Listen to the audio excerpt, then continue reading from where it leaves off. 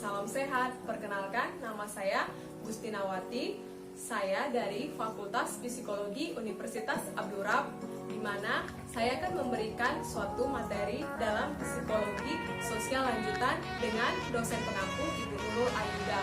Di sini saya akan menjelaskan tentang teori fasilitas sosial, di mana teori fasilitas sosial ini adalah fenomena yang menunjukkan adanya pengaruh kehadiran orang lain terhadap performa individu maupun kelompok. Penelitian tentang fasilitas sosial ini berawal dari Norman Triplett. Dia mengajukan hipotesis bahwa dengan kehadiran orang lain akan memberikan stimulasi psikologi yang dapat meningkatkan performa seseorang maupun kelompok. Ada 3 hal yang dapat menjelaskan kenapa kehadiran orang lain dapat meningkatkan maupun menurunkan kinerja seseorang. Yang pertama, motivasi. Dan yang kedua, persepsi. Lalu yang ketiga adalah kognitif. Di sini saya ingin memberikan contoh yang pernah saya melihat sendiri dan saya alami, di mana anak saya mengikuti lomba mewarnai. Ketika dia mengikuti lomba mewarnai, dia lebih bisa mengeksplor dirinya. Dia lebih terpacu dalam mengikuti lomba mewarnai tersebut bersama teman-teman satu sekolahnya. Dia menjadi lebih termotivasi karena melihat sekelompok teman-temannya dan dia dapat mewarnai dengan sempurna.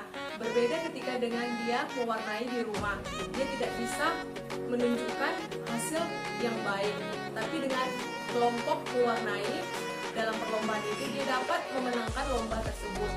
Itulah saya melihat adanya kelompok atau melihat kehadiran orang lain dapat meningkatkan motivasi seseorang, dan ini juga berdampak pada mengikuti teori up-downward comparison, di mana menunjukkan bahwa ketika orang lain bisa, kenapa saya tidak?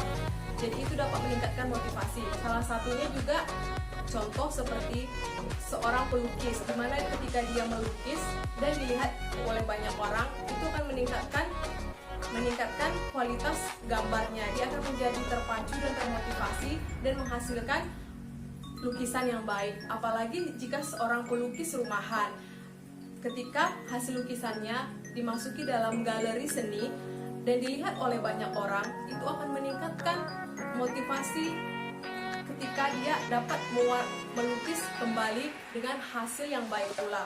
Dan di sini saya menjelaskan ketika teori aktivasi, yaitu menurunkan kreativitas seseorang. Yang terjadi menurut pengalaman saya adalah ketika di dunia kerja. Misalnya, sebagai contoh, mengikuti suatu pelatihan, saya memenangkan pelatihan tersebut.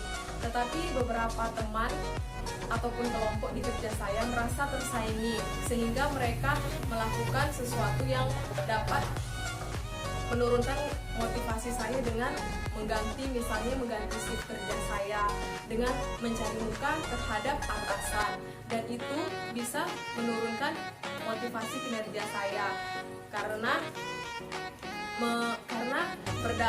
itu membuat sistem kinerja saya menjadi turun, karena saya seperti dianggap tidak baik, seolah-olah membuat kinerja saya itu buruk di mata pimpinan. Itulah salah satu contoh yang menurunkan kreativitas dalam kelompok. Sekian, terima kasih. Itulah yang dapat saya sampaikan mengenai teori fasilitas sosial. Baiklah, sekian, terima kasih tentang video pembelajaran teori fasilitas sosial. Semoga video ini dapat bermanfaat untuk meningkatkan kreativitas maupun motivasi individu maupun ketika kita bekerja di dalam kelompok. Mohon maaf apabila ada salah dalam pengucapan saya. Terima kasih.